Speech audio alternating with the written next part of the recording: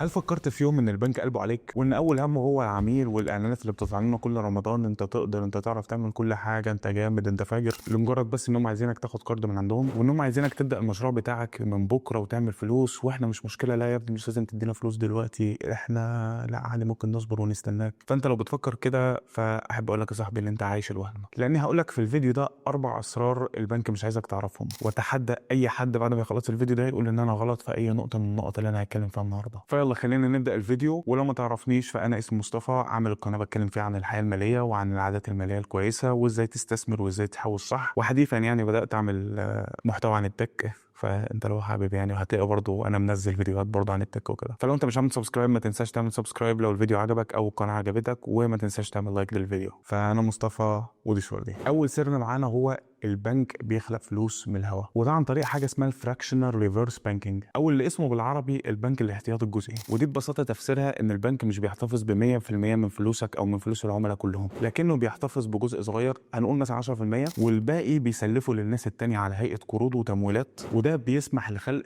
ركز معايا في الكلمه دي، اموال جديده بدون وجود اصل حقيقي يغطيها. وفي حاله لما يحصل حاجه اسمها بانك رن، وده لما العملاء يقرروا ان هم كلهم يروحوا يسحبوا فلوسهم من البنك فيجروا كلهم على البنك عشان يروحوا يسحبوا فلوسهم، البنك في الحاله دي من حقه يقفل عمليات السحب كلها. طب ازاي انت تستفيد من الموضوع ده او ان انت تتخطى المشكله دي؟ لما تفهم ان الفلوس اللي في حسابك دي كلها مش موجوده، لازم هتعمل حسابك ساعتها ان انت تسيب معاك بدايل تانية للسيوله، زي مثلا ان انت تسيب ذهب عندك في البيت بحيث ان حصل حاجه تروح تبيع، او ان انت تسيب بس مجرد كاش في البيت زي ما بيقولوا كده فلوس تحت السرير، وتسيب كل ده بعيدا عن البنك عشان لو حصل جوه البنك مشكله او ازمه ما تكونش انت متضرر في 100% من فلوسك. السر التاني بقى وهو ان البنك بيكسب من نفس الفلوس 3 مرات. ايوه زي ما انت سمعت، هو بيكسب من الفلوس 3 مرات. خلينا اشرح لك ازاي. بس قبل ما اقول لك ازاي خلينا اقول لك ان البنك مش بس بيكسب من الفوائد، لكن عنده آلية او نظام استغلال لفلوس العملاء اللي موجوده في البنك اللي محدش بيستخدمها. بص عشان ما تتوهش مني خلينا اديك مثال. انت هتروح تاخد قرض من البنك، يدي لك فلوس هو خلقها من العدم. العدم ده اللي احنا قلنا عامل ازاي؟ ان هو خد الفلوس دي من العملاء التانيين او الفلوس الراكده التانيه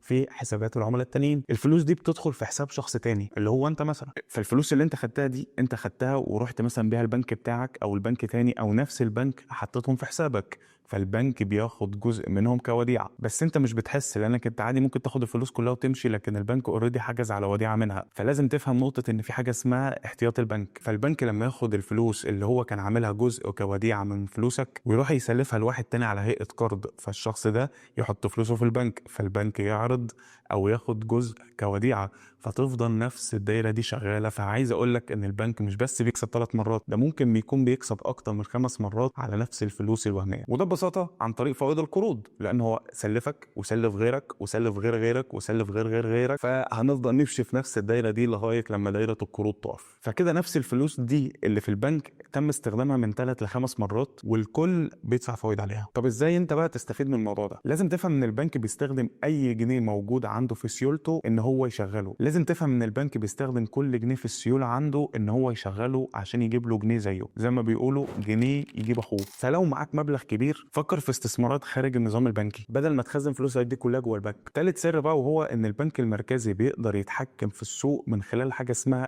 انترست مانيبيوليشن. البنك المركزي لما يحب يغير في الفايده مش بيغيرها لاسباب اقتصاديه بس، لا هو ممكن كمان يغيرها لاسباب سياسيه. فما تكونش بس من مصلحه العميل او من مصلحه المواطن ان البنك المركزي يقرر يوما ما ان هو يقلل من الفايده عشان يحارب التضخم او يزود من الفايده عشان يحارب التضخم. خلينا اديك مثال. البنك المركزي بيرفع الفايده، فالبنوك بتقرر ان هي ترفع الفايده على الشهادات وعلى القروض. فلما الناس تشوف ان فايده القروض بقت كبيره الناس تبطل تاخد قروض، فالانفاق بيقل فالتضخم بيقل. ده لما الدوله تحب تقلل الاقتصاد او تقلل التضخم. طب لما الدوله بقى تحب تحفز الاقتصاد تعمل ايه؟ البنك المركزي يطلع يقلل الفوائد، فالفوائد على القروض بتقل والناس تشوف القروض بقت ارخص، فالناس تروح تاخد قروض اكتر تشتري بيها حاجات او تبدا مشروعات تانية بيها، فكده العجله الاقتصاديه تكبر والاقتصاد ينتعش لكن التضخم بيزيد. يعني اي تحرك بسيط في سعر الفايده ليه تاثير مباشر على استثماراتك وعلى سعر العقارات. طب ازاي تستفيد من ده؟ بص خليني اقول لك على طريقه، لكن ما تفهمنيش غلط، انا هتكلم بطريقه الشريعه الاسلاميه او ان انت تعملها بطريقه حلال. فدي هتبقى احسن فتره ان انت تاخد قروض عقاريه. فطبعا هنبعد خالص عن القروض الشخصيه وقروض تمويل المشروعات والكلام الفاضي ده. طب ده لو الفايده كويسه. طب لو الفايده عاليه، ابعد خالص عن القروض وعن السلف وعن اي ادوات دين البنك بيقدمها، وركز اكتر على صناديق الاسهم والبورصه. السر الرابع ده بقى، وانا كنت اتكلمت في فيديو كامل عنه لوحده، هسيب لكم اللينك بتاعه هنا او هنا، مش عارف هيتساب فين هنا. هو الشهادات عمرها ما هتكسبك. خلينا نديك فكره سريعه كده عن اللي بيحصل جوه البنوك. في سياسه في البنوك اسمها ري انفستمنت ريسك، يعني البنك ممكن يجبرك ان انت تعيد استثمار فلوسك دي تاني جوه شهاده ويقفل عليهم في الشهاده لمده 3 سنين وبفايده اقل. يعني مثلا لو انت كنت حاطط شهاده ب 100,000 جنيه لمده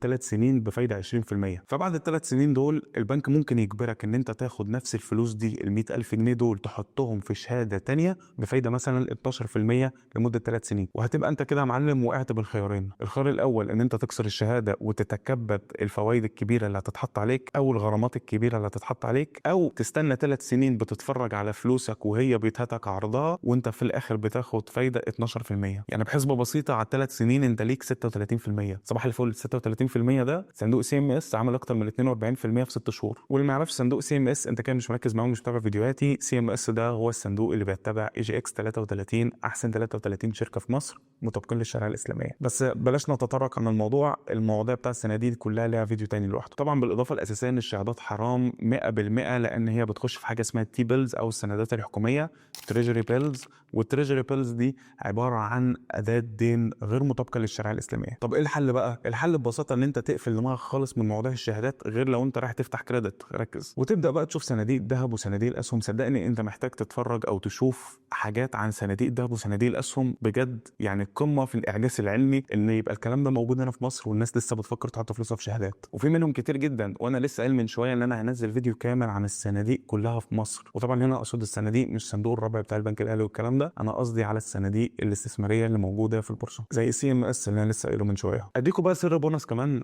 طب اديكوا سر بونص كمان. السر استنى هو انت لسه عامل سبسكرايب؟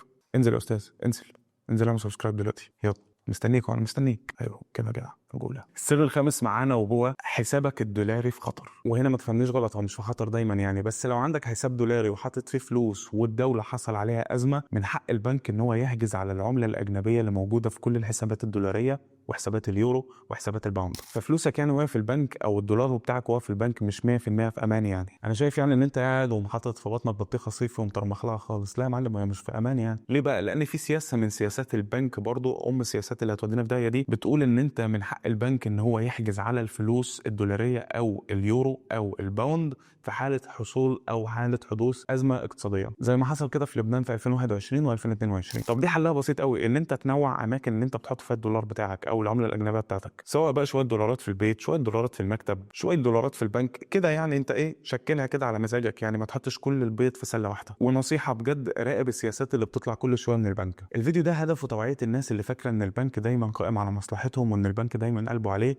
زي ما بيطلع كده اعلان بنك مصر كل رمضان. فنصيحتي ليك، ما تديش الامان 100% لكل حاجه انت بتشوفها على التلفزيون او لكل حاجه البنك بيقولها لك. موظف البنك مش هيستفيد حاجه لما يجي يقول لك ان انت الكريدت اللي انت هتفتحها دي هتسهل لك حياتك وهتخليك تقسط بدون فوائد والكلام الفاضي ده. هو كل اللي همه منه ان هو انت هتطلع منه ببونص، او ان هو هيطلع منك ببونص وانت هيركنك عرف يكش تولع بعدها. فدايما خد حذرك وانت بتدخل في حاجات زي دي، لان الحاجات دي بتبقى حساسه جدا وما فيهاش رجوع. وبس كده وصلنا لاخر الفيديو بتاعنا. يا رب يكون عجبكم. لو عجبكم الفيديو ما تنسوش تعملوا لايك وتعملوا سبسكرايب للشانل. ولو ما عجبكش الفيديو انزل اشتركني تحت في الكومنتس. ولو انت موظف في بنك مصر او البنك الاهلي ما تعمليش سبسكرايب، لان بجد الفتره الجايه دي هنزل ادس على البنك الاهلي وبنك مصر بس. ولو عايز تحجز استشاره ماليه نتكلم فيها عن كل حاجه انت عايز تسال عنها او اي حاجه انت عايز تستفسر عنها، هتلاقي لينك الواتساب تحت في الديسكربشن، تقدر تحجزها من خلال الواتساب او من خلال موقعنا الرسمي www.shwardi.com. يا رب اشوفكم بخير ويا رب كلنا نخش الجنه. ما تنسوش دايما تصلوا. ولو انت بتتفرج على الفيديو ده وانت في وقت العشاء قوم صلي العشاء، ولو انت بتتفرج عليه في وقت المغرب مش محتاج اقول لك قوم صلي المغرب. وما تنساش تصلي كل الصلوات اللي فاتتك النهارده وانزل اتمرن. ولحد هنا